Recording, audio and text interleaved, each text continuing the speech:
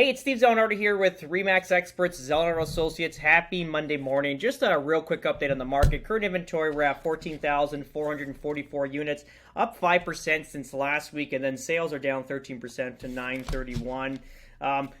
First time we broke the 15,000 mark. Since when? We'll show you.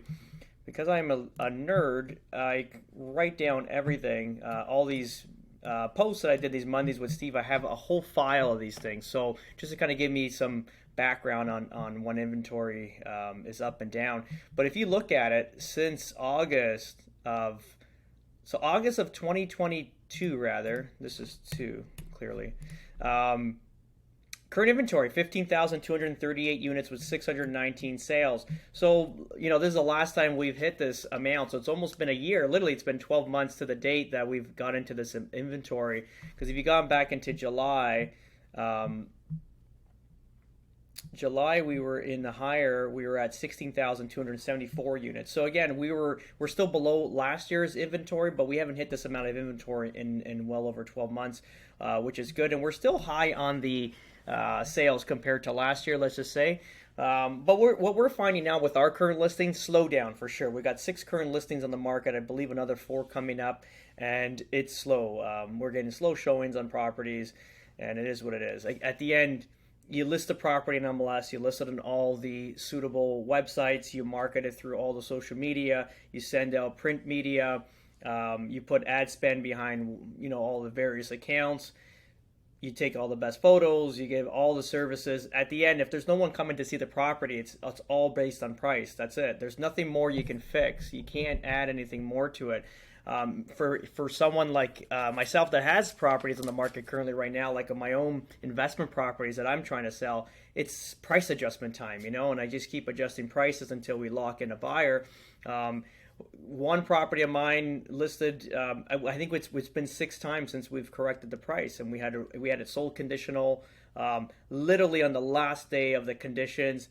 Our lovely federal government decides just to randomly raise the rates, scares the buyer. They just basically hand in they put up the white flag, and that's it. We get them back as a deposit, and away you go. And now we're stuck back on the market. So we went from $799 holding offers to no offers to $869 showings coming in but no offers. Then let's drop it $20K, $849. Then we're getting showings again. We get an offer. We sell a conditional. That falls through. Then we got to go to $839, $829, $819, and I think today it's either $819 or $809. We've discussed it in the morning with the team, but that's all been put through. And then I got a vacant lot, same idea. Vacant land's always hard to sell. This is why we're offering VTBs on them, vendor take-back mortgages, so banks don't finance them. So what we do is we take a like say 20% deposit, and then ultimately we'll finance the rest on not a crazy rate, maybe 6-7%, and then ultimately they have an opportunity to build it, and then they can repay their loan, which we become the loan holders. Which I'm okay, because if you sell it a little bit lower, I can recoup some of the money on the interest going forward, which I'm fine with that. We don't need the money like today, so it's nice that it's in the bag. It gets sold conditional, then ultimately it's paying me interest per month, and then we get a settlement at some point. I mean, worst case scenario, which is the best case scenario for any investor, is that you got your the tenants now, or your mortgagees that default on mortgage, and then you take back the property and you made your deposit, and then you made your interest, and you'll probably sue them for some damages. So that's pretty much what happens with that. Another story, Airbnbs. If you know me personally, you talk about it, I always talk you out of them, or I give you advice how to counter them. Thank God I grew up the way I am, and I have like a bullshit filter. So it's like when anything is too easy or too good to be true, you gotta ask 1,000 questions for it, because there's only going to be a limited amount of time that you're going to make money doing this thing. It's like a Bitcoin and all that crap. Everyone goes into it heavy, GameStop, all that. It's the same. It's like repeat, rinse, recycle. It's the same idea all the time. And Airbnb is a similar concept. But there's a way to counter it. Like what I was telling clients when they wanted to buy Airbnbs, let's buy the property based on long-term rent. If it can like sustain itself, or if you're like cash negative just a bit but very affordable, then you buy it because then you're okay. But don't buy the property based on Airbnb numbers. It's dangerous. You don't know. And this is way before they started pulling permits in areas. I've been talking about this from like it's just common sense, right? Like you never know. Like the community, the county, whatever you are, if you're in the States and you're in Canada, they pull the short-term rental laws, so or they enforce them so you can short-term rent. And then you're stuck with this property that's supposed to make some of these guys like 20, 30K a month, whatever it is, 40, 50, whatever they're making. And then now the thing can only make about 20 or 25 or maybe less. And then they're stuck with this property that they've paid overpriced based on a number that could have gone away at any time. It's just like doesn't make sense to me. So that's what I was advising clients. As long as you buy the property based on long-term rent, that it can sustain itself, then you're good. You've got no problems because worst case scenario, you won't be making all that money, but you don't have to sell the property. If you don't have to sell the property, that means you're going to make money for the future. So that's the whole concept with that. What we are doing here in Florida, because I get calls, 3-4 calls a day. It's like I want an Airbnb, I want an Airbnb, I want an Airbnb. And I give different options because I'm more of a conservative investor. I gotta say that up front. If you know me, you know I'm very conservative. I play chess. I don't play checkers. I'm terrified of that short gain and then that huge risk, and then you're stuck. We got families. We got a whole bunch of, you know what I mean? Like a lot of people dependent on me, and I can't make a risky decision. Nor would I like that added stress on me. I'd rather do things slow and consistently build a very strong base, and then it's what we did now to get down to the States. It's just small investments, very secure. When we flipped them, we cashed out. We made every dollar I invested from when did I start getting back into real estate investing? 2013-ish, I think it is. Every dollar I invested, I made $5. I'm happy with that. It's like a 500% return on every dollar that I invested, which I'm totally happy with. That's my current record. And I like to keep that. I like that five times. It's not 10x, but it's 5x. I'm okay with that. It's a little conservative. But have a look at this. I'm going to share a screen here. And it's exactly my fear because look at this. COVID obviously created this huge Airbnb market for sure, because people were bound to the land. They couldn't go away. They couldn't fly, or if they did, they were scared, or if they were not vaccinated, if they were vaccinated. It was a whole shit. And then so people stayed close to home and they paid exuberant amount of money to be close to home or just to get a vacation property. So they would head up north and do a whole bunch of stuff. And then so what happens with that now is that obviously COVID's ended. It's been quite a while now, and things. Why would you spend $10,000 a week to be at a cottage? You can take that same money and then bring your family to Aruba. I think that's a better trip. You're going to have a lot, better pictures. Let's just say. To be in the tropics than let's say on some little lake with mosquitoes, and we just went to a lake. It was beautiful. Loved it. It was like. I think it was how much? It was like $4,500 for 4 days. It was a great place. We shared it between 4 families. My wife's side of the family. Great time. I would do it again for sure. But $4,500 for the weekend. If I had to spend that just for my family, I would have taken them to Dominican or something just to make sense. Like that, and that's what's happening here. If you kind of look at this Airbnb revenue collapse. And look at the drops. Like Tennessee, I don't know. Tennessee's cool, but I'm not sure about Airbnb. But it dropped 47%. Phoenix, Arizona, Austin, Texas, Myrtle Beach, that's South Carolina, and then Florida starts coming down here to Lakeland. Lakeland is about 2 hours, hour and 45 minutes north of where we are here in Estero, Fort Myers, and that is just before Orlando. So you're going to see Panama City, which is the panhandle, closer to Texas, let's call it, or Louisiana rather, and then Orlando here. But look at the rents, how they just dropped off.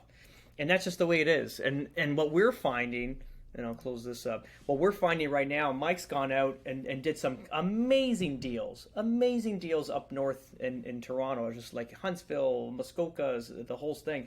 What was happening is in 2021, we went out looking for real estate as a family. Like, okay, guys, this would be great. Let's get a secondary property just for us. This one's going to be for us. We're going to obviously offset it with some Airbnb money or whatever it is, short-term rent. We'll release it out when we're not there. At least it'll offset the expense of the property, but we get to enjoy it, a few times a year, which would be great. I looked And I'll tell you the amount of kilometers I put on our vehicles just to head out and look for properties fair price. And I wasn't even being greedy. I wasn't like, okay, I got to be right on the water. I got to have a dock. I got to have it all. I was like, let's buy outside the lake, close enough, clearly. But and then at some point, in 5, 10 years, we have a little bit more money. We flip this property, and then we buy right on the lake with the money, and then ultimately we supplement it with more cash. That was like a long term plan. But to get something now to enjoy with the family, the kids are still young. I want them to have experiences, right? I don't want to have them raised like we were, where we're like we did nothing. So you know what I mean. This is something we want to keep creating experiences for them as they're growing up. But there was nothing. So I ended up buying, hence Florida. Like literally in 2022, the first month, like January, started submitting offers on properties in Florida because there was nothing to buy in Canada. Why I'm saying all this is if you look at properties right now, Mike is killing some amazing cottages up north. And not even cottages, they're houses. We're talking like Muskoka, right adjacent to Lake Rossu there, that very wealthy spot on the lake. It's a smaller lake just adjacent to it, so we'd be doing the same commute, also the same amenities would be attached to them. And for like $840,000 on the lake, and a substantially big house, that wasn't small. For $840,000 is a killer deal. We have a few more clients in the bag right now that we're heading out, and we're going to do the same thing. And what we found is, well, we found this current property, and this is what kind of sparked my interest with this Airbnb. We paid something like 8 and change for the property. The previous owners bought this last year for like, I think I bought 120 to 140,000 more than what we paid. What they were planning on doing with it, but on the backtrack to see, like the history of it, they were trying to short-term rent it. And I guess it didn't work out for them, and it wasn't making the money that they thought. Maybe they took, obviously, an exuberant loan, plus the interest rates just went skyrocketing, so they probably bought it at lower rates and then on a variable, and now it's like it doesn't even make sense to hold, even at Airbnb cash. So what are you going to do? So they're flipping it. So they lost like $120,000, $140,000 just off the sale price, plus imagine the land transfer tax on closing, plus. They're probably lost 170,000, 180,000 just in 1 year. Again, but that's misinformed. If those were my clients, I would have told them exactly that. Let's just make sure that can you maintain this property? Especially up north in Canada, like you're not renting these things out in the winter. It's rare. Like it has to have some wow factor to it. You might have a fill in here and there, someone weird like me that likes to hang out there in the winter. But other than that, that's the off season. So what we're doing here in Florida, this is a long video, sorry guys. What we're doing here in Florida is seasonal rent, and it's worked well. Like we just finally, again, because we have a property management company and we're selling properties to clients based on number one, long-term rent. We got to make sure that it's going to, if you can't seasonally rent this property, we can always long-term rent it because we don't have enough rentals available for the influx of people coming in. So we're good there. We're safe. So ultimately, we have a thing called seasonal rent. And you can still do Airbnbs here. It's not a question. There's people do well. It's fine. But if you do seasonal rent, you're in a gated community, and you can do a minimum of 30 days, which is what we're doing. So we're basically marketing to the seasonal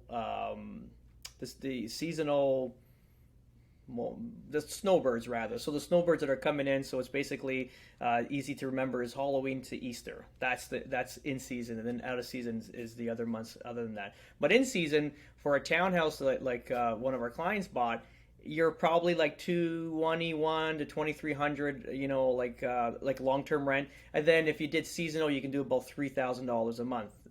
And that's really high. This is on a $270,000 purchase, guys. It's not like we're talking $500K. It's $270,000 US dollars, and we're making like $3K a month. Just do that division when you get a chance and see what the percentage is. So it's $3K a month. This property in 3 months. Or 6 months rather, at the in season, pays for its whole existence, mortgage, insurance, everything, HOAs, and then you have 6 months to create profit. And so it's a good little investment. You're going to pay it down fast. It's in a gated community, has all the amenities.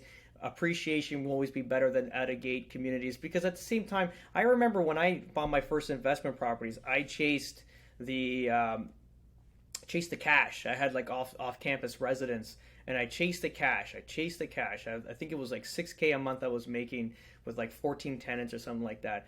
But I forgot about the value of the property, the most important thing. So when I had to flip them, and this is why I'm so strict when I sell properties to clients, that you always got to look for resale values, because I got burnt by whoever sold them to me, that realtor.